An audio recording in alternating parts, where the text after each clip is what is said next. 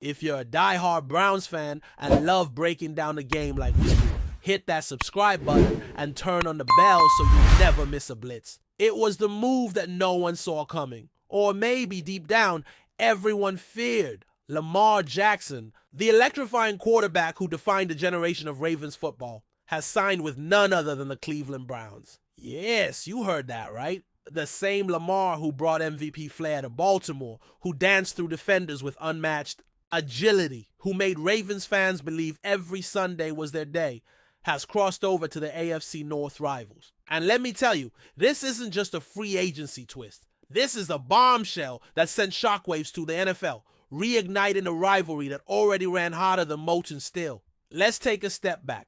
Lamar's relationship with the Ravens was never conventional. It was passionate, thrilling, but at times rocky. There were contract disputes, questions about offensive philosophy, injury concerns, and a growing sense that Baltimore didn't always know how to maximize the generational talent they had. Still, no one expected this level of fallout.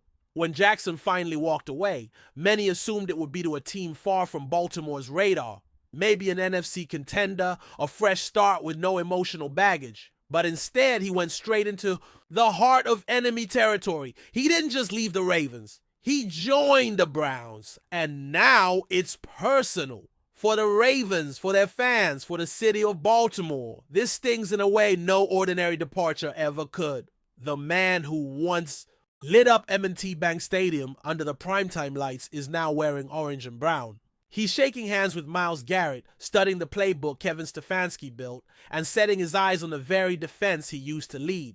You can already feel the tension brewing ahead of their first clash. That Week 4 showdown at Cleveland. Browns Stadium is circled in red on every Ravens fan's calendar. It's going to be war. For the Browns, this is a statement of intent. They've been circling relevance for years, caught between rebuilding and reaching for a Super Bowl window that always seemed just out of grasp. Deshaun Watson was supposed to be the answer, but the experiment was rocky at best. Now, they've doubled down on another controversial move, but one that feels different. Lamar is proven. He's hungry, and maybe, just maybe, he's angry. And we all know how dangerous Lamar Jackson can be when he's got something to prove. What makes this even juicier is the way this move exposes some long-simmering tensions inside the Ravens organization. Questions will now swirl about why they let him walk. Was it money? A lack of offensive innovation? A belief that Lamar couldn't stay healthy enough to carry them deep into January?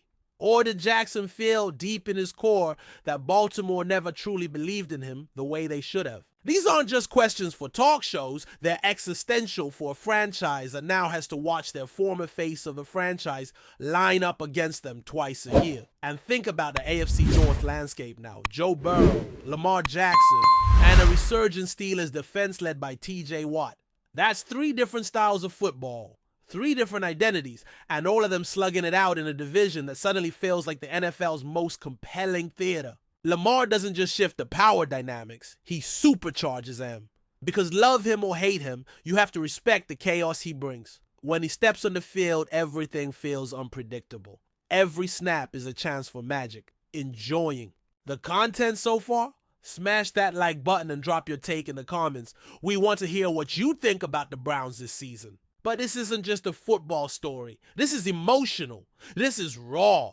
You got a fan base in Baltimore that's heartbroken, confused, and frankly furious. They cheered for Lamar like he was their own. They defended him when analysts questioned his style. They embraced the run-heavy offense because it was his. And now he's gone to the team they've spent decades hating the most. It's betrayal, it's heartbreak, and it's the kind of thing that changes how a city views its stars forever. And in Cleveland? Oh, they're already dreaming. They're picturing Lamar leading playoff runs in the freezing cold, torching defenses with red options and off-script brilliance. They're imagining a Super Bowl parade, something their city has waited decades for. And whether it happens or not, the belief is back. That's what a player like Lamar brings. He doesn't just change the scoreboard, he changes the culture. Still, there's a lingering question hanging in the air. Can it work?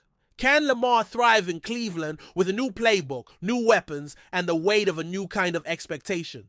The Browns haven't exactly been known for their quarterback whispering over the years, but if there's ever been a player to break the curse, it's Jackson. He's not just another dual threat guy, he's the dual threat guy. The one defensive coordinators lose sleep over. The one who breaks the rules and forces you to rewrite your game plan from scratch. We're heading into a new NFL era, one where loyalty means less than leverage, and where stars aren't afraid to jump the fence if it means chasing a ring. Lamar Jackson to the Browns might feel like a betrayal now, but it could look like genius in a year. If he wins in Cleveland, if he delivers that elusive postseason success, he'll write his name into a completely different chapter of NFL lore. He'll be the guy who left the franchise that drafted him and built something greater on enemy ground. And the Ravens, they'll have to live with it. They'll have to watch highlights of Jackson throwing 70-yard bombs in a Browns jersey, juking linebackers, pulling off those fourth and forever scrambles that made him a legend in the first place. Every time he does, it'll be a reminder of what they had and what they let go. So yeah, Lamar Jackson signing with the Browns isn't just news. It's a reckoning. It's a dramatic twist in one of the NFL's most bitter rivalries. And come Sunday, when he steps onto that field in Cleveland, he won't just be facing 11 defenders, he'll be facing a ghost, a version of himself that Baltimore never fully embraced. And if that doesn't get you hyped for this season, I don't know what will. Thanks for riding with us on another Browns Blitz. If you like the video, share it with a fellow fan, hit subscribe, and ring that bell so you're always part of the Dawg Pound conversation. Go Browns!